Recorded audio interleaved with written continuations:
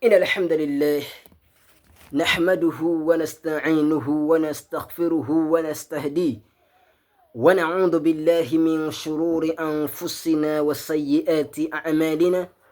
من يهد الله فلا مضل له ومن يضلل فلا هادي له، وأشهد أن لا إله إلا الله وحده صدق وعبده ونصر عبده، وأشهد أن محمدا عبده ورسوله أرسل الله بالهدى ودين الحق ليظهره على الدين كله ولو كره المشركون. وبعد، Mzanguni wa Islam, ni kukumbushana tu kama alivyosema Allah tabaraka wa taala, wadhakkir fa inna dhikra tanfa'ul mu'minin wama khalaqtul jinna wal insa illa liya'budun, kwamba kumbusha, huenda ukumbusho ukawafaa wenye imani wa Islamu watukufu. Tutazungumzia maslahi au mambo kidogo tu ya sherehe. Kama tunavyojua, tuko katika mwezi mtukufu wa Ramadhani, tuko katika kumi la mwisho Ramadhani ya 26 leo kama sijakosea.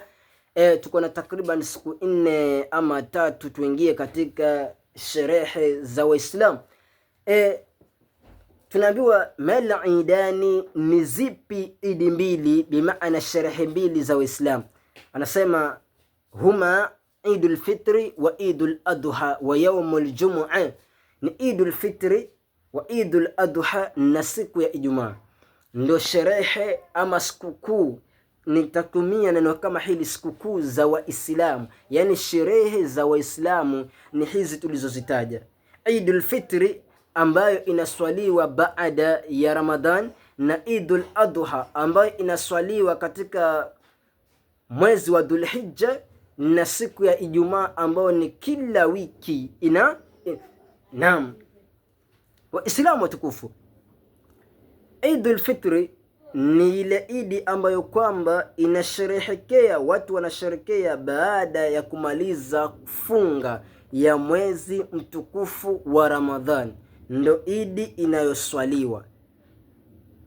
Na vile vile tumeruhusiwa kuchinja ndani ya idi kama ile, kama alivyosema Allah tabaraka wa taala, fasalli lirabbika wanhar, kwamba mswali, muombe istighfar kwa Allah, mfanye ibadati kwa Allah, wanhar, na mchinje kwa ajili ya Allah tabaraka wa taala. Vile vile anatuambia Allah mbele kwamba yeye hahitaji nyama zetu wala damu zetu wala vyakula vyetu, lakini anachohitaji yeye ni takwa, uchaji Mungu.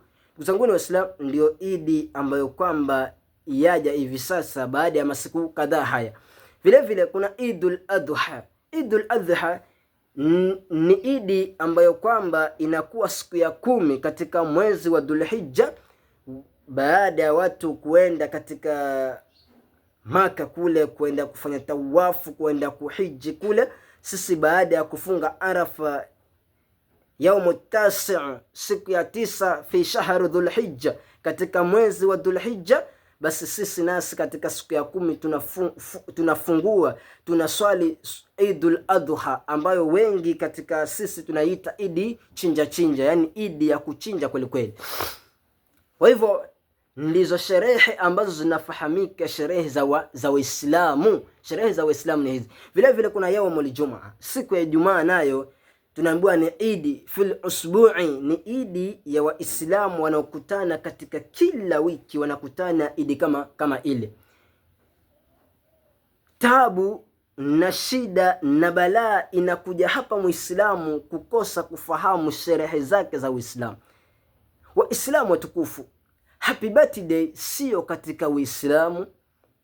Happy birthday sio katika Uislamu. Umewekewa hakika hiyo Muislamu, ni sherehe miongoni mwa sherehe za Uislamu, kwamba utakapozaa mtoto wa kiume umchinjie mbuzi wawili, mtoto wa kike umchinjie mbuzi mmoja. Ni sherehe miongoni mwa sherehe za Uislamu. Kuna mazazi happy day, zile si miongoni mwa sherehe za Waislamu. Kuna nuya, si miongoni mwa sherehe za Waislamu. Kuna masherehe mengi sana, sio miongoni mwa sherehe za Kiislamu. Sherehe za Kiislamu ni hizi ambazo nimekufahamisha hiyo Muislamu.